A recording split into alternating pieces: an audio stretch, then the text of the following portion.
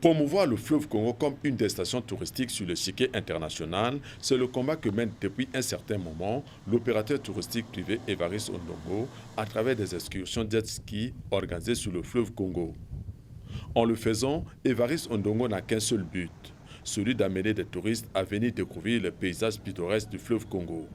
Nous avons un grand atout, vous voyez le fleuve Congo, que nous contemplons. Alors que c'est vraiment un atout, on peut l'exploiter à des fins touristiques. Et c'est ce que je tente de faire. J'invite tous les Congolais amoureux du fleuve Congo, amoureux de l'eau, pour les prochaines éditions, de prendre part. Vous voyez que pour la plupart, ce sont des étrangers qui viennent, alors qu'il y a des Congolais. Le fleuve appartient aux Congolais. Mais lorsqu'on organise une excursion, mais pour la plupart, ce sont des étrangers qui sont là. Vous les avez vus. Donc j'invite aussi les Congolais à profiter de ce qu'ils ont comme atout touristique.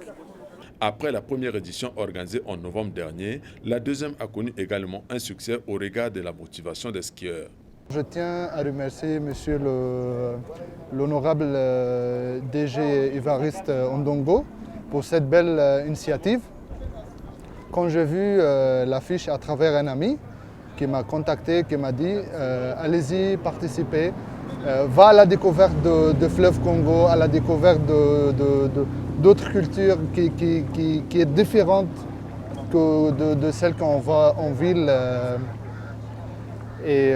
Voilà un peu les mobiles qui m'ont poussé à participer à cette excursion. Conduit par l'organisateur Évariste Ondongo, des skieurs ont remonté le fleuve Congo de Brazzaville jusqu'à Ngabé, soit environ 200 km à bord de jet. J'avoue que c'était un peu fatigant, parce que 200 km de jet, ce n'est pas facile. Mis à part ça, ces beaux paysages de fleuve Congo, de la forêt qui l'entoure et des villages qu'on a pu découvrir au cours de ces voyages.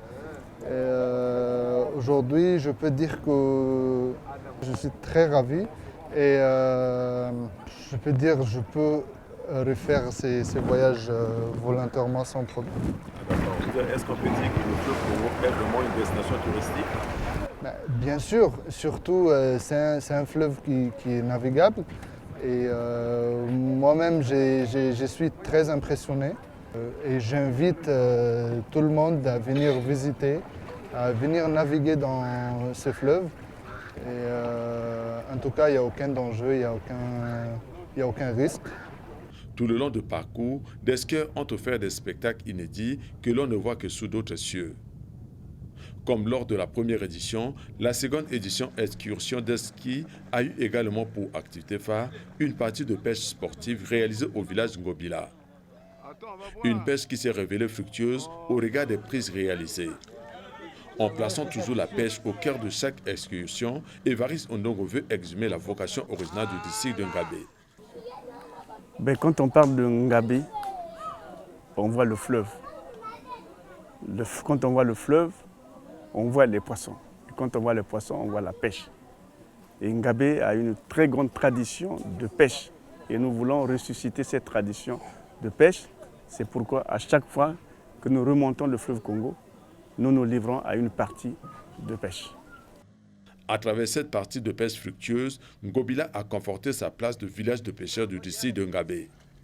Seulement ici, le manque de chaînes de froid a poussé les pêcheurs à inventer des techniques inédites de conservation de poissons vivants tenus en laisse dans l'eau pendant plusieurs jours.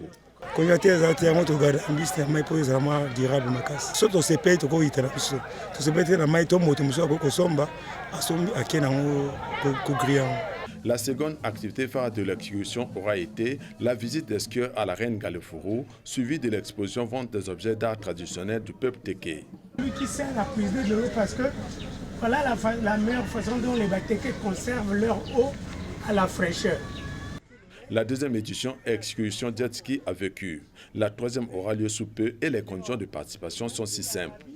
Avant les éditions, nous faisons de la publicité. Il y a un site, on va certainement dire à Télé Congo et à Dire TV quel est le site. Et c'est dans ce site qu'on s'inscrit, moyennant une petite participation. Et après, on participe à l'excursion. En réalité, chacun amène son jet, mais tous ceux qui n'ont pas de jet peuvent louer au niveau de Mami Wata.